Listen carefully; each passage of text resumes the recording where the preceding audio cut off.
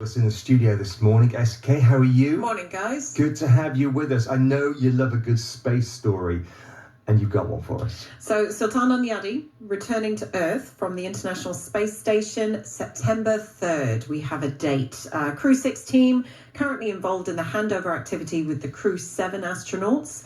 But the Mohammed bin Rashid Space Center says he will leave the International Space Station aboard the SpaceX Crew Dragon spacecraft Endeavour on Saturday the 2nd, and then he's expected to splash down off the coast of Tampa, Florida, in the Gulf of Mexico the next day on the 3rd. So, stringent checks will be performed prior to initiating the deorbit sequence, especially regarding forecasted weather conditions and recovery readiness at the designated splashdown location. Obviously, we do have this date of September 3rd. It is still prospective because obviously we need to make sure that the weather is right for their arrival as well. But Al-Neyadi's mission marks the longest Arab space venture spanning 6 months. Staying with the weather in the United States, you've got the latest on the hurricane bearing down on Florida. Yeah, Hurricane Idalia threatening a dangerous storm surge on the northwestern coast of Florida. It's basically been on its way from Cuba. Forecast to make landfall later as a Category 3 storm. Currently, the winds are 175 kilometers per hour, but they're expected to reach up to 193. Millions have been told to evacuate and move to higher ground. Now, Demetrius, who lives in Florida, he tunes in every day to Dubai Eye.